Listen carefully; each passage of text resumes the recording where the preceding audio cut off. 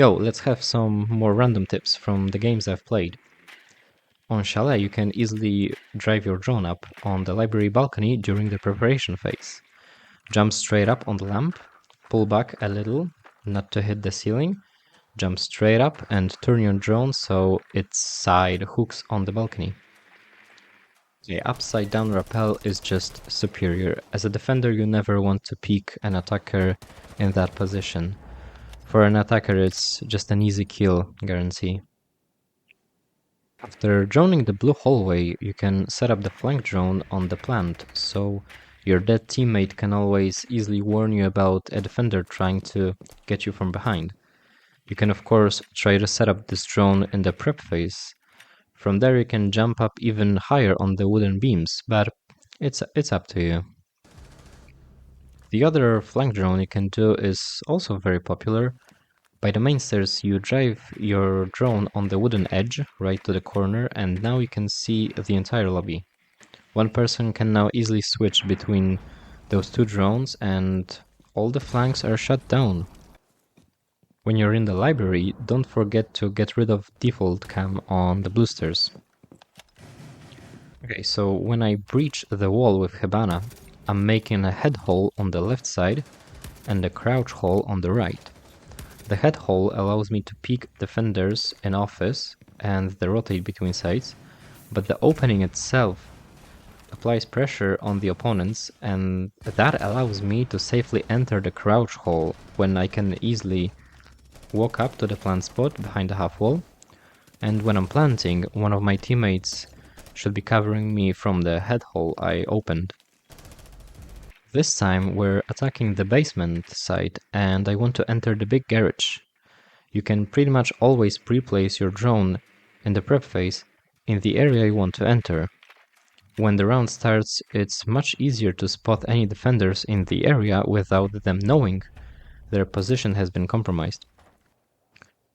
Reaching the wine wall from the big garage is a huge step towards winning the round. From a safe position you can cut one of the sides in half, including the connector.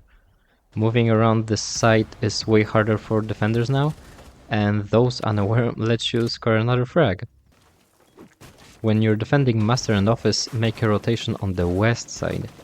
You can now open the hatch and it won't bother you. With this rotation you can create a powerful angle from the closet onto the K9 as well. Now I'm playing Border, where I of course start with attacking Armory and Archives. Since defenders very often focus on protecting the Armory side, my plan is to attack Archives with rapid execution. Before entering, I use my drone to check for any defender utility that can stop me or counter my gadgets. After that, I smoke off the single wall between sides and enter. I deploy my tracks to prevent any defenders from sprinting towards me when I'm planting. Apart from it, the loud sound that tracks make covers the sound of the diffuser being planted. When the diffuser is down, all I need to do is escape. Notice that my random teammate prepared a very good drone to be able to watch the entire site. That gives us huge confidence in protecting the diffuser. In the preparation phase, when you drone, try to find out what operators have been picked on the opposing team. In this example, I spotted a Jaeger, and I see someone else has spotted a Warden. That's at least 2 defenders that can easily counter my gadget. Therefore, I switch from Sense to another operator based on that information. Let's switch up with Skyscraper now. Did you know you can easily set up your drone on the upper balcony without entering the building? Simply drive your drone up this big angled beam. You have to now stop below this wooden edge, otherwise if you keep driving your drone is going to fall down. When you stop, just press jump and you should be on the finish line. Since I'm attacking Karaoke and Tea Room side, I choose to push from the east side of the building. I think it's more simple and safer than pushing Geisha, Karaoke window, or, dear god, walking up restaurant stairs. When I'm inside the building, I'm taking care of the only flank here, which is the main stairs. I know Gridlock is not a perfect flank securer, but since she has quite a lot of pieces of the gadget, I can use 2 of them instead of 1 to make the path longer for the upcoming defender. When I approach T-Room, I can pull off a similar execution as before. A combination of smokes and tracks allow me to make an easy execution by the doorway. And that is why I like Gridlock for solo queue.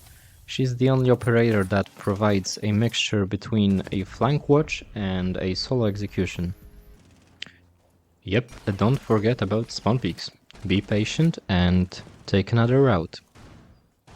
This is where I make a solid mistake. Before you start droning, always position yourself in a spot where you want to be after you leave your drone.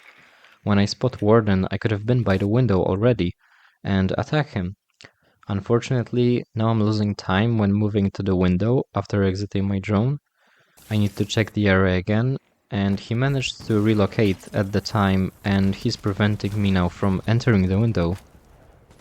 When I set up the karaoke on defense, apart from making a rotation, I make holes in the floor so I can see the bathroom window.